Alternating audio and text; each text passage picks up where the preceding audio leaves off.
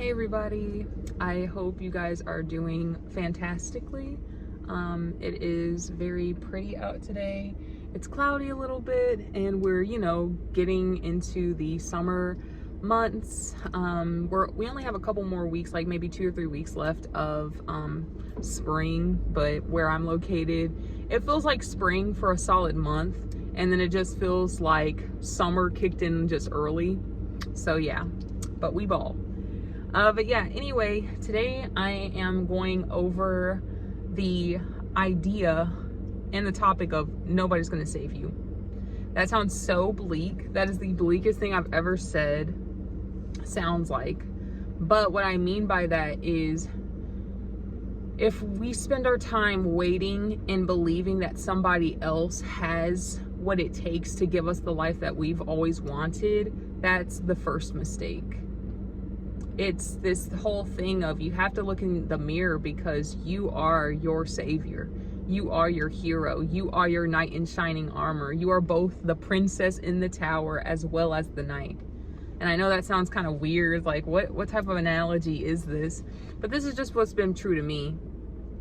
And it reminds me, if you guys happen to know this song, what is it called? Oh, it'll come to me. It's by Kali Uchis. Oh my gosh, it's one of her older songs. You know, it's kind of one of those funny things, like where you have the thumbnail of the song in your mind. But anyway, the song goes, winners don't quit, so you better, so don't you give up. After the Storm, there we go. That's the name of the song. After the Storm by Kali Uchis.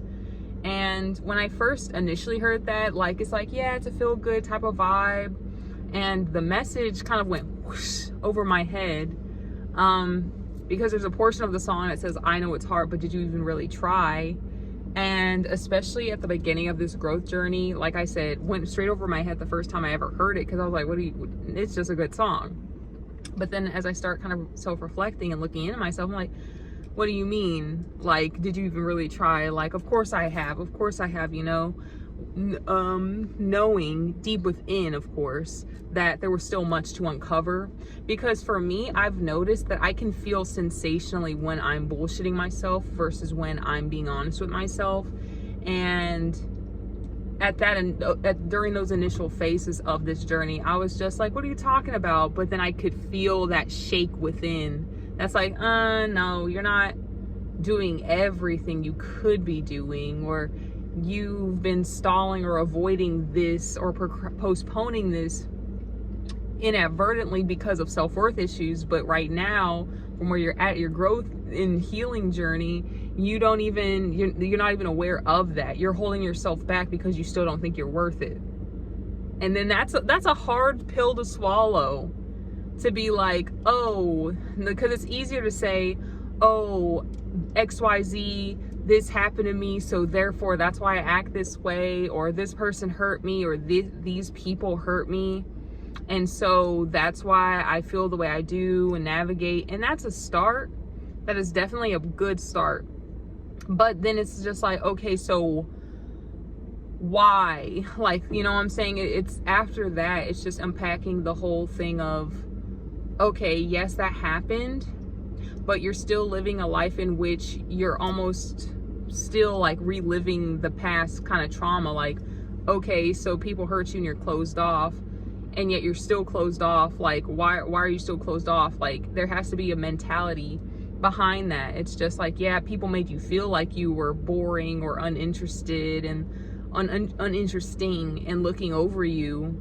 But now that you've grown up and out of that environment, the mentality is still there, and therefore you're very socially withdrawn. And I'm kind of speaking to myself on this too, y'all. Like I said, this is a candid, honest, self-growth diary, as well as us, building up a community and connecting. But it's just okay, well, since you're no longer in that situation, in that environment that made you feel that way, there's still some mental blocks. Why, what about it? And my boards are everywhere, you guys. But it's just okay, why do you still feel that way? You're still socially withdrawn. Okay, what limiting thought or belief is still very like what's still active in your mind, even if it's subconscious, because just because something is not on the forefront of your mind does not mean it's running. It's just like our hearts and we don't think about our heartbeat, and we don't think about breathing in and out to actually do it. So subconscious thoughts are really just like programs running in the background, and then it is difficult to uncover everything, because another thing that I am coming to peace with as well is just knowing that you will never, or I will never, be at a completely healed spot. And I think that that's just going to be a continual thing of life. Like, and when I say healing, like healing occurs all throughout life, and there's always going to be something to overcome and to grow from. Like, now it's mainly internal self-worth type of things, but like there's always going to be insecurities. That's how the subconscious works. There's always something that you don't know. And when we do these discoveries, when we do shadow work, when we journal, when we learn more and more about ourselves, yes, more of the subconscious is transmuted into the conscious layer. But I feel like that's just kind of like iceberg. Like, I feel like the people who really do achieve what it is that they set out to, you know, what they set out to achieve, or what it is that they desire, I feel as though they've gotten a more significant chunk of their iceberg knocked out, or they know more about their own iceberg than people who might only know what's on the surface level. You know what I'm saying? So it's just being curious about yourself and all that kind of stuff. So circling back to my main point, the reason I'm even making this video in the first place at all is because I kind of had a eureka moment when it came to relationships, especially romantic relationships. And it's kind of silly that I say this, but it's the truth, and I respect myself, so I'm going to tell myself the truth. And I respect you guys, because I respect just being straight up honest, even if the truth does not sound the most egotistically appealing. I'm not here to save my own ego. I'm here to tell myself the truth to grow, no matter how uncomfortable that is.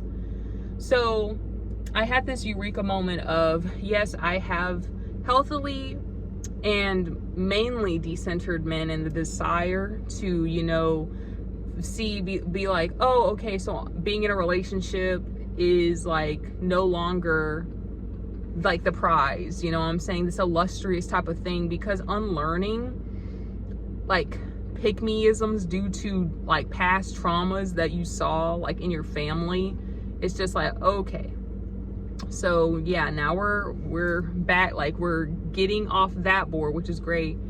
But the bread, butter, and the biscuits was, I was still holding on to this, and that's another cool thing. The more you grow and learn about yourself, the easier it is to pick up on limiting beliefs, to pick up on subconscious beliefs. But yeah, so I had this small new thought, this new conscious thought that came from the subconscious. And it was, I was holding on to the idea of desiring to have a romantic relationship, in this specific case with a man, because I thought that a man, the one that, you know, your dream guy or whatever you desire, it was like, okay, I thought he would save me and give me the life that I've always wanted. And on top of that, not only give me the life that I've always wanted, but be able to successfully direct me in navigating the life that I wanted, on top of achieving more than I even thought of in my dream life. That's fucking like ridiculous. Like, I'm not gonna like, and I say ridiculous only in the terms of, hey, I feel like we've all been there. There's nothing wrong with having been there, you know what I'm saying? And there's nothing wrong with still desiring that in some way, shape, or form. But it's ridiculous because I was essentially putting all the responsibility of my own life on somebody else. There's nothing wrong with getting support. There's nothing wrong with getting problems. My issue was I didn't want to do any fucking thing that caused me emotional and psychological distress. And therefore I was like, no, I'm going to just throw all this on him. He's got it. You know what I'm saying? And like these illusions of, oh, he's going to be like a great director, a great like provider, giver, and all that kind of stuff, which is great. However, if you haven't even done the shadow work or the self-knowing, what you'll end up with, if I kept going down that path, it would have been like, yeah, you'll meet somebody and he'll seem like charming, charismatic, like everything that you've said that you desired in a partner. Cool, great. But that director, that type of thing, he has a domineering streak. He's strict, all of these types of things. And I know that that's not what, when I was talking about all this guy helping and saving me, that's not what I meant. I didn't want a dictator. You know what I'm saying? I wanted a collaborator. But because, you know what I'm saying, like, if I, like, that's leading from behind to me personally, because that ties into another idea that I've already spoken about, just being like, relationships freeze you. Like, where you meet a person, unless you are actively making steps to keep achieving and going and pursuing the life that it is that you said that you desire, you're going to be frozen in time when you meet this person. So essentially I would have stunted my own growth had I not, you know, done all this stuff, and I would have been somebody's pet. You know what I'm saying? Like, yeah, they might think I'm cute. Yeah, all that kind of stuff. They might like me, but they're not going to respect me, because it's just like, who's going to fully respect somebody who didn't even trust themselves enough to know what they A, wanted out of life, and B, even attempted to pursue it. You know what I'm saying? It's just like, I hate to say it like that, because a part of me still has a big heart, and a part of me, I mean, I always have a big heart, but I'm unlearning over giving myself in that regard. And it's just like, oh, okay, well, no one's going to respect someone that they have to 100% take care of, like, especially if it's not their loved ones or children. They're like, yo, I'm a whole, like, for real, from their perspective, they're like, I'm a whole grown ass person. I'm living my life and I got my shit together. But here I am having to pour into you and direct you on how to get your shit together. Of course, I'm not going to respect that. Especially not from a partner. Because it's just like, at this point in the game, we might as well be teacher and student. And I'm not saying that that's an issue, but there's a power imbalance there. And I refuse to have that happen in my life. So that's why I'm saying, hey, is as sad as it can be, as frustrating as it can be, like, of course, what I'm not saying is, oh, don't seek guidance, don't seek help, don't seek therapy, don't seek something that you know is going to replenish you. What I'm saying is, don't hope that somebody else will come into your life and take care of everything. Because no one's going to know you better than you do. And if someone does know you better than you do, I hope that it's someone who actually genuinely loves and cares about you, so they don't abuse that knowledge to their advantage, because you deserve so much more than that. You really do. And even though you don't feel like that, that's when we get down into the nitty-gritty uncomfortable. And it's like, why don't you feel like you're worth it? Where does this unworthiness come from? Where does this shame come from? Where does this guilt come from? Where do these thoughts of ick and anger and sadness and frustration come from? Because these emotions are messengers to the limiting thoughts behind them. And then the limiting thoughts behind them directly tied to your identity, your self-identity. So it's like, it's my personal journey now has pivoted from, okay, well, bad emotion, ouch, I'm feeling angry, I'm feeling sad, I'm feeling anxiety, let me run away to this thing because I'm not supposed to feel those emotions, because those are bad emotions. and they're going to bring my vibrational level down. And so what I would do is I would distract myself. And it's like, no, you can't. That would be like the same thing of the knight on its way to the princess to save the princess, right? But oh, the river is way too rocky. Oh, we can't go today. It's just, you know, too much. Clearly we're not supposed to be here. The river is raging, all that kind of stuff. Or the prince is about to go into the dragon's lair and, you know, defeat the dragon, but fear, like he feels fear, and he's like, oh, well, now that I feel fear, you know, because I could possibly die or whatever, I'm not gonna do this anymore. So I guess the princess is whatchamacallit. And like, the princess better fend for herself. And you wouldn't want to, like, that's what I'm saying. Like, to me, it's just like, think of, be the prince and the princess, be the knight and the princess. But wouldn't you be disappointed?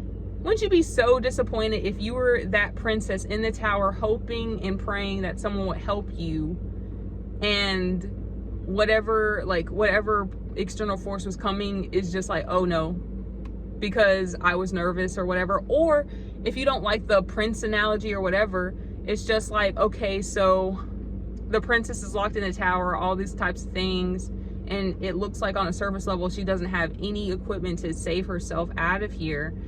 It's just like, okay, well, maybe like start getting creative and stuff like that. But I digress. What I mean to say is, pursue and create the life it is that you want, and do what you need to do to achieve it. It's easier said than done. It takes a lot of work, and it takes a lot of time, and it takes a lot of growth, and it takes a lot of discomfort. It takes a lot of doing and not knowing what you're doing. Like doing it and not knowing everything that there is to know about it. And that an action is worth 1,000 words as well. So it is amazing to journal. It is amazing to plan. It is amazing to research. And it is amazing to strategize. These are all 100% completely useful and effective tools to achieving what it is you set out to desire. However, if you're anything like me, you can get stuck in that loop of research, writing, research, and barely end up doing any of the experimentation that requires to see if the thesis statement or the research even came up to plan. You know what I'm saying? Like, scientists don't just write theses all day or theories all day. They actually test them. And that's something that I'm currently struggling with, the testing. You know what I'm saying? And I'm, you know, bold enough to admit that. It's just, hey, yes, because like, honestly, I'm still getting over the idea of, hey, I don't know exactly what it is I'm doing, but I'm still going to do it. You know, and back then, I was so frustrated with that idea. Be like almost angry. It's like, what do you mean, like, doing something without really knowing how to do it? That sounds juvenile. It sounds not well thought out. It feels half-baked. It feels stupid.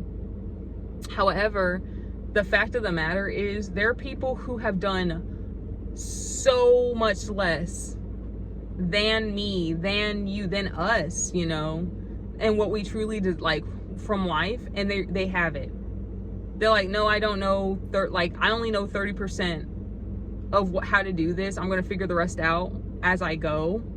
Those are the people that get their fucking life the way that they want to. And pardon my French, you guys, but it's the truth. So let's like just kind of get out of our heads and get into the game.